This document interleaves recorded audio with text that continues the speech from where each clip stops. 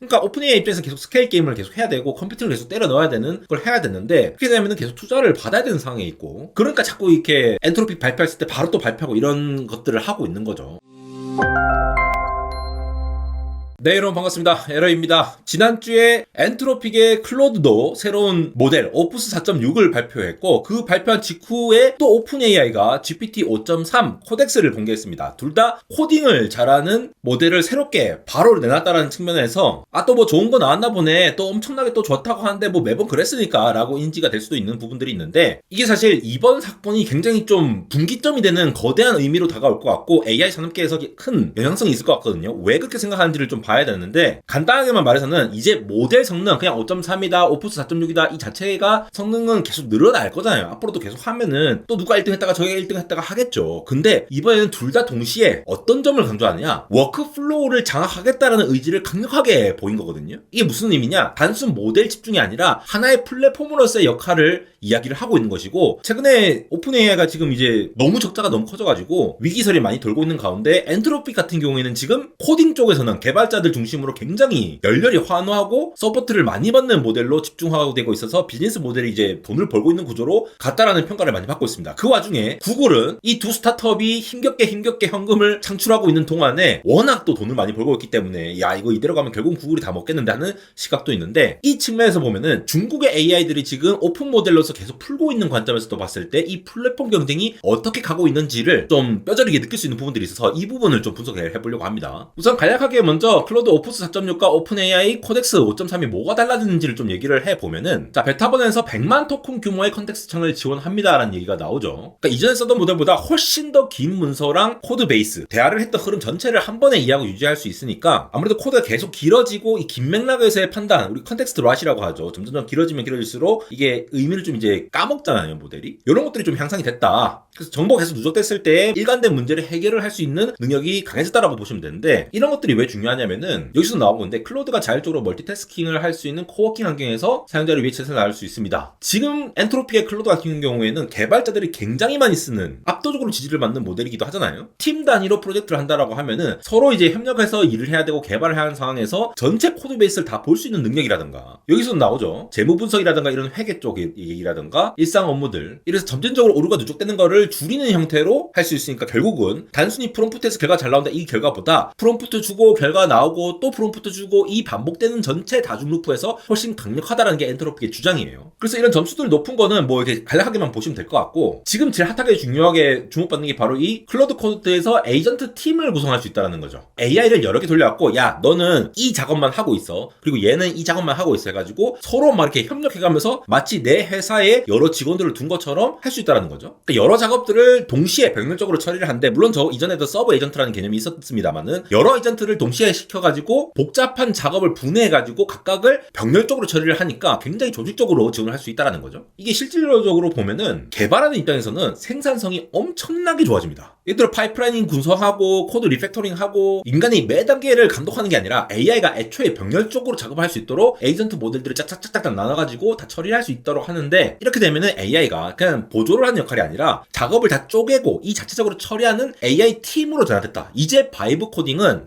이 코드를 알아서 만들어주는 이 개념이 아니라 이 코드도 만들어주는 애가 따로 있고, 프론트엔드 백엔드 다 나눠서 나눠주겠죠. 그런 다음에 검증하는 애 따로 있고, 이거를 또 운용하는 AI 따로 있고, 이런 식으로 얼마나 잘 구성을 하느냐로 넘어가는 겁니다. 그래서 긴 컨텍스트로 봤을 때 얼마나 잘 되는가 이런 것들도 나와 있는데, 결국은 긴 컨텍스트 늘린 이유가 여러 가지 에이전트들이 서로 협력하면서 그 이전의 히스토리를 잘 파악해서 운영을 할 수 있어야 되니까, 그런 관점에서 이런 능력들을 더 강화시킨 게 될 거죠. 자, 클로드가 이랬다면은 이 바로 나온 코덱스 같은 경우에도, 오픈 AI 코덱스는 또 어떤 점이 다르냐? 자, 얘도 똑같이 에이전트형 코딩 모델이라고 얘기를 하는데 처리 속도 25% 빠르다. 이런 건 이제 개별적인 성능을 얘기를 하는 거게 되겠죠. 근데 오픈 AI에서 강조한 게 코덱스라고 하는 것이 그냥 단순히 코드 작성하고 이런 거 검토하는 거, 이런 에이전트가 아니라 개발자와 전문직군이 컴퓨터에서 수행하는 거의 모든 작업을 처리하는 에이전트로 확장되었다. 요것도 보면 엔트로피가 약간 비슷한 느낌이지 않습니까? 그냥 어떤 함수나 모듈을 생성해서 코딩을 짜준다, 뭐 웹 앱의 전체를 구현한다라거나, 개별적으로 시키는 거 프롬프트 쳐가지고 뭐 장시간 실행 태스크 보고 버그를 수정하고 이런 것들을 개별적으로 해주는 그런 이제 도와주는 코딩 에이전트 에이전트가 아니라 이 소프트웨어를 실제로 만들고 검증하고 배포하고 디버깅하고 버그를 수정하고 이 반복하는 전체 사이클 전문 업무까지 다 처리가 가능할 수 있도록 하는 형태로 에이전트 코딩을 지원을 하겠다라는 거를 굉장히 강조를 많이 하고 있어요.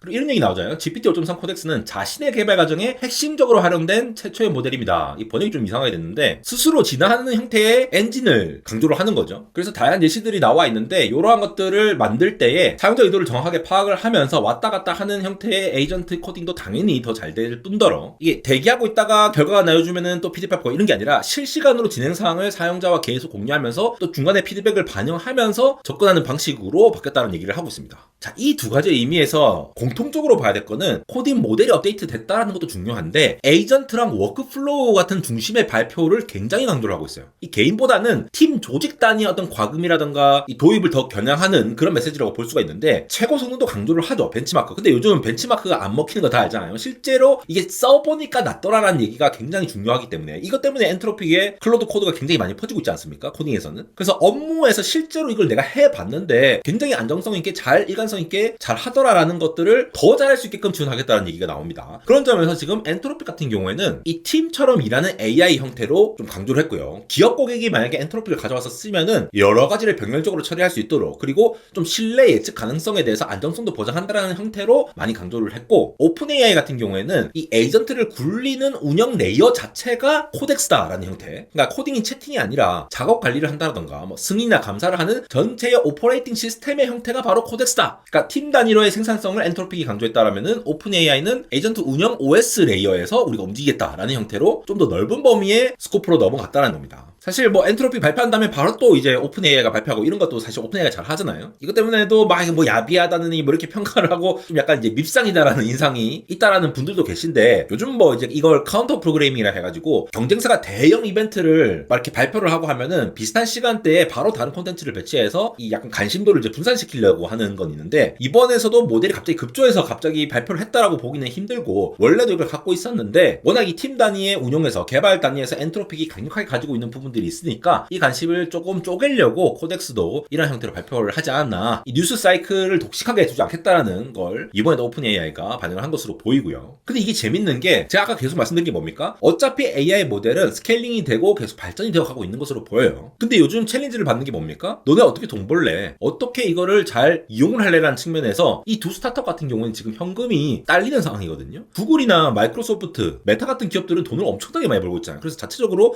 하드웨어도 엄청나게 투자를 하고 있는데 엔트로피나 오픈 AI, 특히 오픈 AI는 지금 벌려놓은 일들이 엄청나게 많은데 계속 이제 돈을 수급을 해야 되는 상황에서 최후의 수단이라는 광고도 이제 붙이겠다 이런 얘기도 나오고 물론 이제 특정 지역에 한정해서 얘기가 나오는데 그래서 AI 모델의 성능은 이제 웬만하면 다 올라갔다라는 겁니다. 그럼 여기서의 지금 해자가 뭐냐? 결국은 어떻게 이거를 뿌릴 것인가? AI 모델 성능이 계속 상향 평준화가 되면 될수록 경쟁의 핵심은 누가 더 똑똑하니 이런 거에 우리 관심 없잖아요. 안대공학 콘텐츠 보시는 분들도 누가 더 좋았나 이것도 관심이 있으시겠지만 옛날보다는 덜 하잖아요. 그래서 이 워크플로우를 강조하겠다라고 하는 게 야 실제로 써보니까 우리 개발을 해봤는데 야 이게 훨씬 더 편하더라 라는 실질적인 경험에서 누가 더 쓰는 게 좋냐라는 측면에서 오픈 AI가 굉장히 좀 위협을 받고 있지 않느냐. 왜냐하면 엔트로픽이 지금 너무나도 코딩 쪽에서 잘 나가고 있기 때문이죠. 실제로 개발을 보시면은 단순히 그냥 가입자가 더 많이 된다. 물론 오픈 AI가 지금 압도적으로 더 가입자가 많죠. 근데 그런 것 때문에 오히려 지금 돈을 더 많이 못 벌고 적자가 많이 나는 경우도 있어요. 근데 엔트로픽 같은 경우에는 클로드 코드를 기반으로 해서 이 클로드의 코딩 에이전트가 너무 역할을 잘해주니까 개발자들이 그쪽으로 딱 포지셔닝을 한 거죠. 이 개발의 기본 경로를 보시면은 IDE 같은 이런 실질적으로 코드를 직접 치는 것이 있겠죠. 예를 들어 뭐 VS 코드 같은 프로그램들 여기서 코드도 치고 바이브 코딩도 하고 AI가 여기서 뭐 명령 내리면 알아서 코딩 해주고 이런 것들을 공통적으로 쓰는 요 플랫폼부터 시작해가지고 기술을 이용해갖고 같이 팀 단위로 움직이면은 이걸 다시 이제 서로 올리고 서로 공유하고 검토하고 이런 것들을 할 거고 그 다음에 CI/CD 이런 파이프라인 같은 경우에는 자동으로 시험하고 배포하면서 코드 올리면 자동적으로 테스트하고 빌드하고 문제 없으면 자동적으로 딱 뿌려갖고 사람들이 사용할 수 있게 하고 이런 것들이 AI가 붙으면서 실질적으로 망가질지 안 될지도 확인해보고 최종적으로는 어떤 이슈가 발생했고 버그를 어떤 게 고쳐야 될 건지 이런 것들도 AI가 붙으면은 알아서 다 해결해줘야 될 건데 이런 것들의 강력함이 클로드가 먼저 인정을 받기 시작했다는 부분이 있다는 거죠. 이 한 번 워크플로우가 특정 AI를 쓰기 시작했다고 해보세요. 예를 들어 지금처럼 엔트로피의 클로드가 먼저 주목을 받기 시작했다 하면은 요 플로우에 클로드가 전반적으로 다 도입이 되게 되면은 마치 쿠다를 쓰다가 ROCN 같은 걸 쓰거나 다른 걸 쓰기가 힘든 것처럼 혹은 아이폰 쓰다가 갤럭시를 쓰기가 힘든 것처럼 이걸 다른 걸로 교체를 할 때 이 전환 비용이 너무 기하급수적으로 커지기 때문에 아무리 네가 더 좋은 모델이 와도 바꾸어지기 어려운 구조가 있다는 거죠.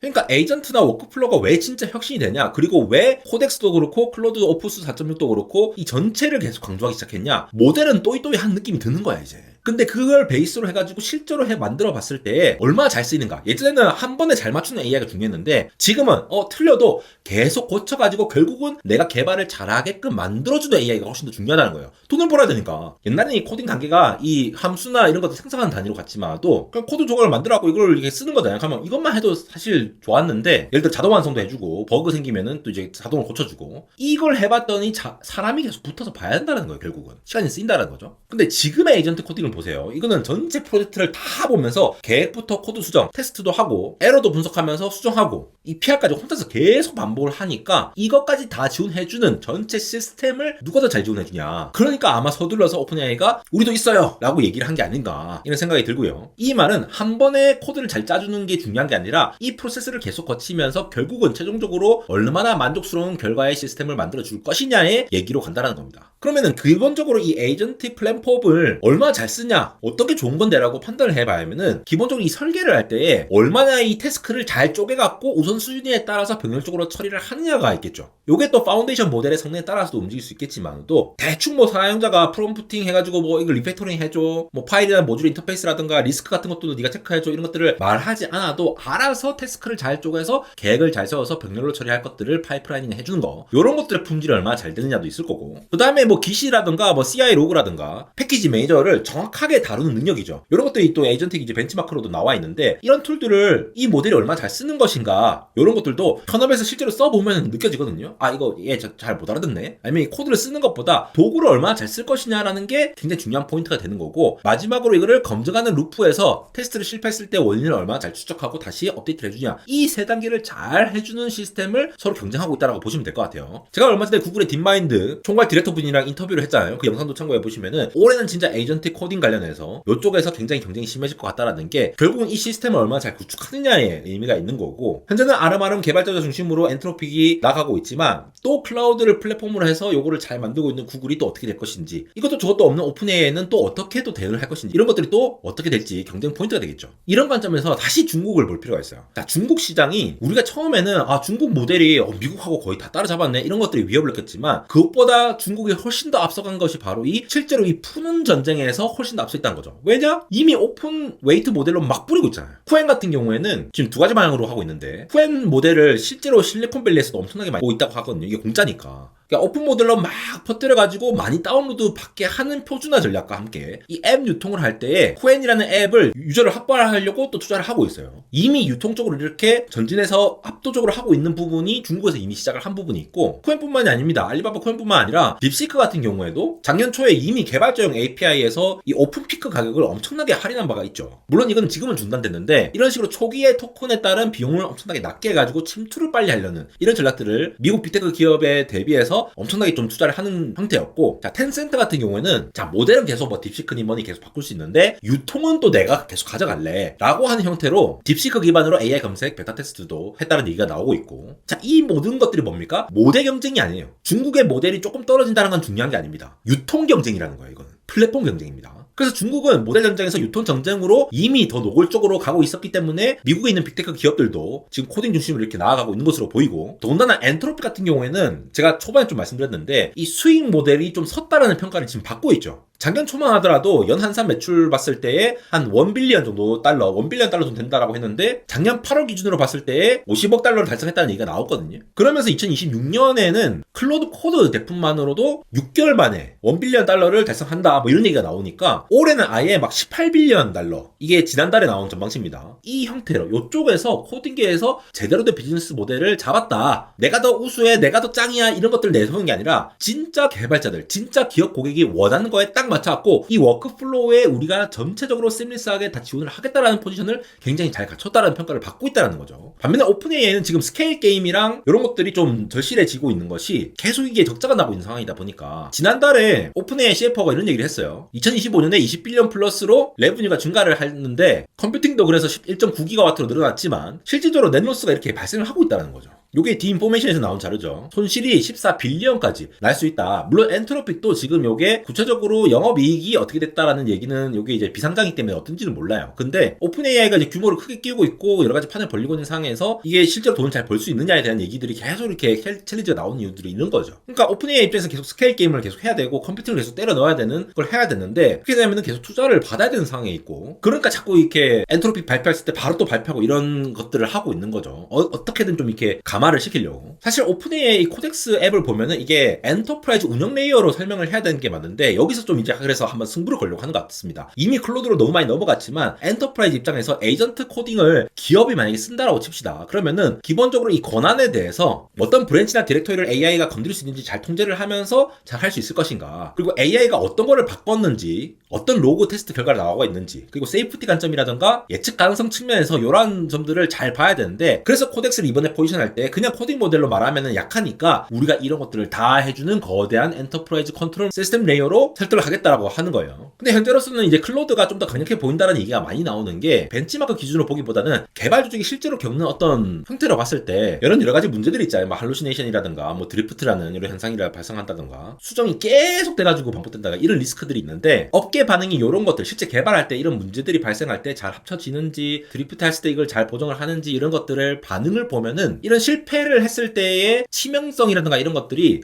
클로드가 조금 더 좋다라는 얘기가 많이 나오니까 아직은 클로드가 앞서 있다라고 얘기를 하는 건데 이번 오픈 AI가 이런 부분들을 잘 보장을 해가지고 엔터프라이즈 향으로 뭔가 비즈니스 모델을 잘 포지션을 할 수 있을 것인가를 잘 봐야 할 거고 그런 관점에서 구글 같은 경우에는 지금 이제 수직 통합이라든가 유통 채널 자체가 뭐 광고도 계속 돈이 들어오고 클라우드 사업도 계속 되고 있으면서 AI 쪽 인프라도 하고 있으면서 케이펙스를 계속 투자를 하고 있는 상황이잖아요. 그러니까 얘들은 돈이 많으니까 구글은 돈이 많으니까 장기적으로 가면 갈수록 일단 원가 경쟁력이 일단 인프라로 구축한 상황에서 유통 채널은 자기 클라우드로 쫙쫙 뿌리면 되잖아. 구글 클라우드 사용하는 사람들 기준으로 이런 것들이 훨씬 유리한 입지에 있다라는 거예요. 물론 개발자들은 엔트로픽을 지금 많이 사용한다라고 하지만 그 플랫폼을 이미 가지고 있는 기업이 구글이다라는 측면에서 훨씬 더 앞서 있는 부분이 있다라는 거죠. 그러니까 오픈 AI 같은 경우에는 더더욱더 궁지에 몰리는 그런 느낌이 있지 않나 싶고 결국 이렇게 보면은 이번 이 출시가 얘기를 하는 거는 개별 성능도 중요하고 하지만 AI 코딩 전쟁의 승패가 결국 모델의 미세 성능으로 끝나는 게 아니라 이 전체 프로세스를 어떻게 잘 운용할 수 있는 모델이 나오느냐 이거에 누가 더 빨리 선점해서 가느냐. 우리 옛날에 카카오톡 처음 나왔을 때도 카카오톡 처음에 빨리빨리 이렇게 보급이 되어버리니까 나중에 더 좋은 메신저가 나오더라도 그걸 사용을 안 하게 되잖아요. 그런 관점에서 지금 구글이나 엔트로픽 같은 경우에는 구글은 기존의 플랫폼 클라우드를 갖고 있는 기업이기 때문에 포지션이 좋은 거고 엔트로픽은 코딩 쪽에서의 비즈니스 모델을 잘 구축해 나가고 있다는 입장에서 좋으니까 오픈 AI가 카운터 프로그래밍으로 빨리 이렇게 출시를 한 것이 아닌가. 이러한 거는 중국 사례를 통해서 보면은 중국이 또 이제 위협적이다라는 판단을 할 수 있는 부분이기도 해서 한번 빠르게 한번 정리해 보았습니다. 안되고 인스타그램 언리얼 테점 에러도 많이 팔로우해 주시기 바랍니다. 지금까지 에러였습니다.